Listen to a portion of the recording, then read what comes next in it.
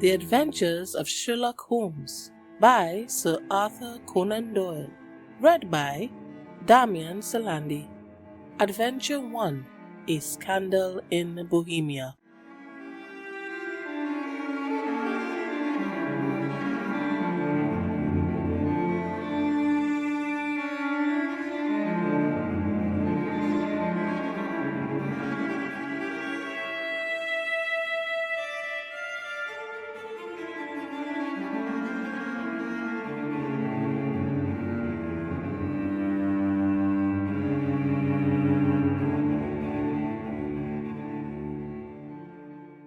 To Sherlock Holmes, she is always the woman.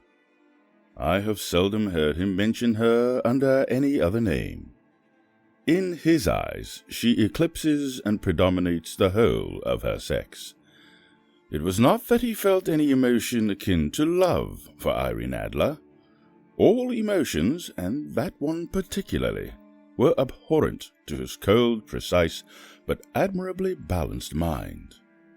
He was, I take it, the most perfect reasoning and observing machine that the world has seen. But as a lover, he would have placed himself in a false position. He never spoke of the softer passions, save with a jibe and a sneer.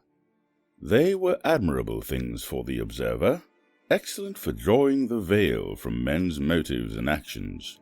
But for the trained reasoner to admit such intrusions into his own delicate and fiercely adjusted temperament was to introduce a distraction factor which might throw a doubt upon all his mental results.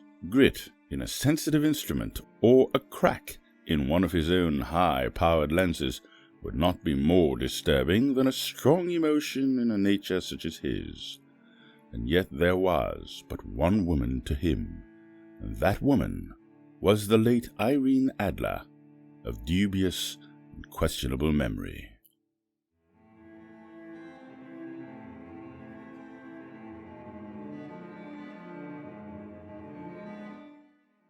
I had seen little of Holmes lately. My marriage had drifted us away from each other.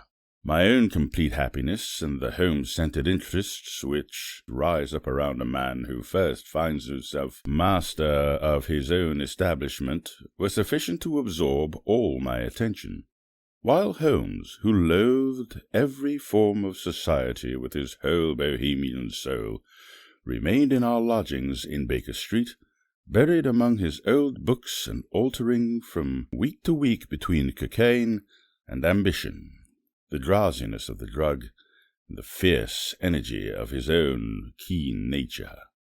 He was still, as ever, deeply attracted by the study of crime, and occupied his immense faculties and extraordinary powers of observation in following out those clues and clearing up those mysteries which had been abandoned as hopeless by the official police.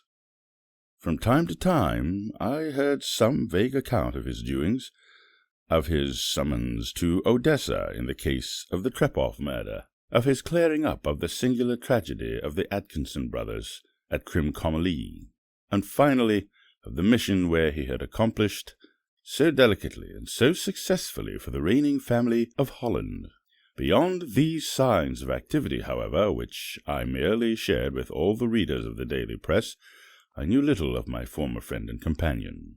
One night, it was on the 20th of March, 1888, I was returning from a journey to a patient, for I had now returned to civil practice, when my way led me through Baker Street. As I passed the well-remembered door, which must always be associated in my mind with my wooing and the dark incidents of the study in scarlet, I was seized with a keen desire to see Holmes again, and to know how he was employing his extraordinary powers.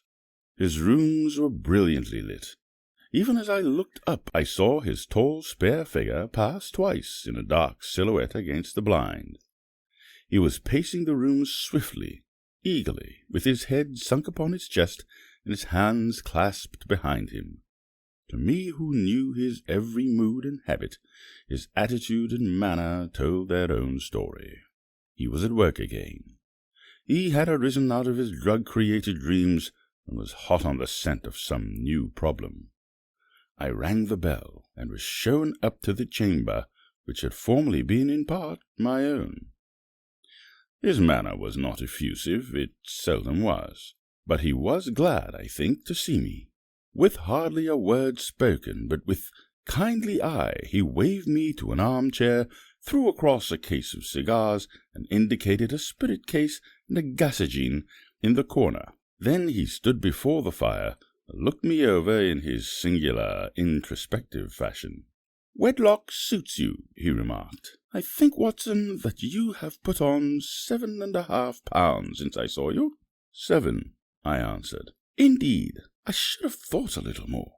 Just a trifle more, I fancy, Watson. And in practice again, I observe. You did not tell me that you intended to go into harness." "Then how do you know?" "I see it. I deduce it.